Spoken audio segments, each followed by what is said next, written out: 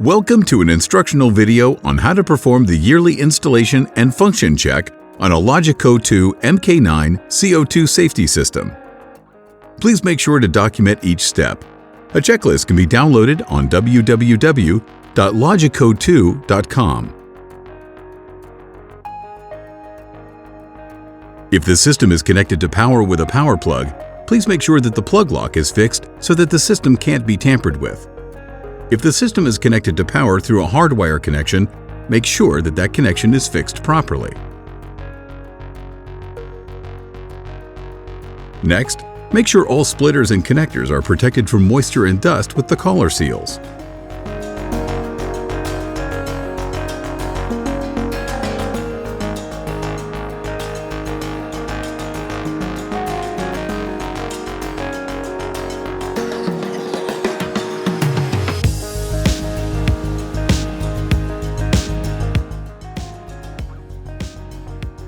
Please make sure that the central unit sign, the What to Do sign, is mounted next to the central unit in a permanent fashion. The placement of the sensors connected to the central unit should be written on the sign.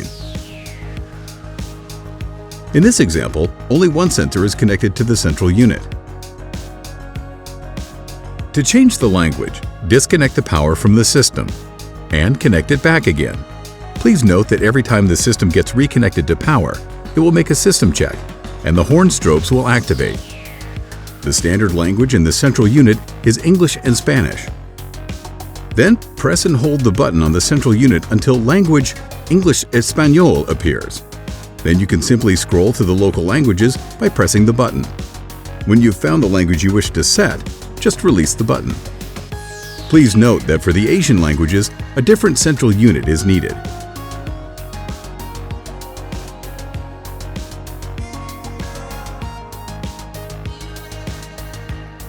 Now it's time to make sure that the sensor sign is mounted above the CO2 sensor in a permanent fashion.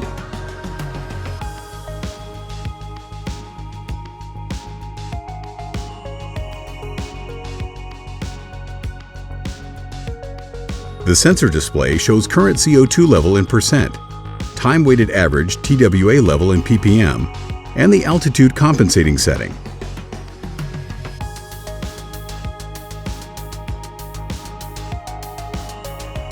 Please make sure that the correct altitude compensating setting is used. H00 means that the sensor is to be installed at sea level. For example, if the sensor is installed at 1,600 meters or 5,200 feet, the H08 setting should be used. If the sensor is installed in high altitude, use the manual to find the correct setting for the sensor.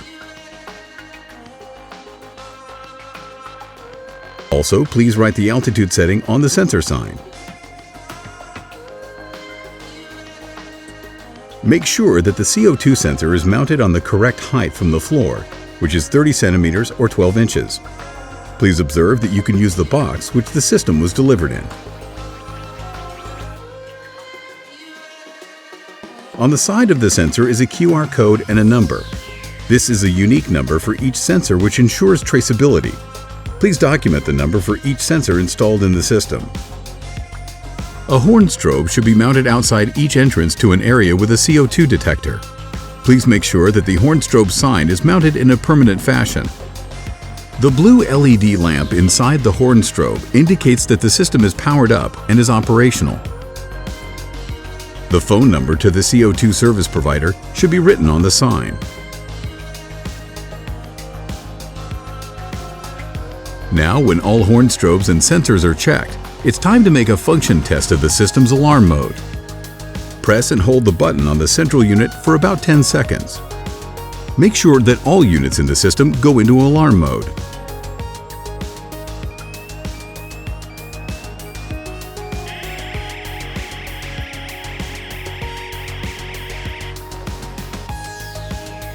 The sensor has an automatic self-calibration function. In order to check if the sensor is measuring correctly, you should use zero gas, which is 100% nitrogen. By doing this, you'll make sure that the 0 point is correct. Use LogiCO2's gas injection tool to perform this procedure simply. Connect it to the hose and slide the tool in behind and up underneath the sensor. The nitrogen gas should be applied until the value on the display stabilizes, which normally takes 1 to 2 minutes. The current level of CO2 level in the display should be between 0.00 and 0.03%. Now you can start applying the nitrogen. Please observe that you should use a very low flow of nitrogen.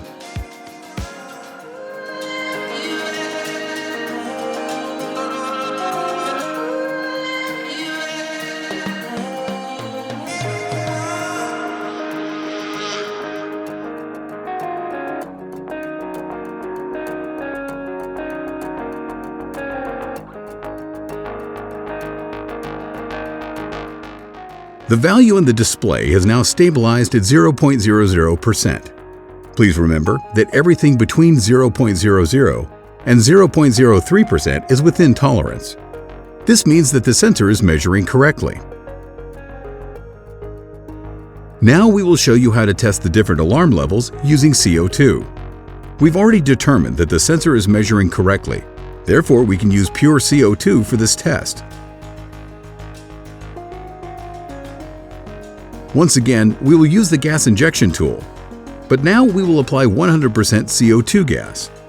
Do this carefully and only use a very small amount of gas. Normally, you'll go through all the alarm levels very quickly, but we've slowed down this process in this video for demonstrational purposes. Please note that all the alarm levels can be adjusted to harmonize with local legislation.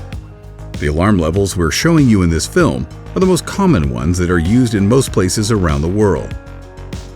When the value reaches 0.5% or 5,000 ppm, the awareness alert is activated on the sensor. This alert should only be made in the area of the leak. The permissible exposure limit, PEL, or commonly called TWA, time-weighted average over 8 hours, is also at 5,000 ppm, but it's a calculated level that takes 8 hours to be reached, so it can't be tested.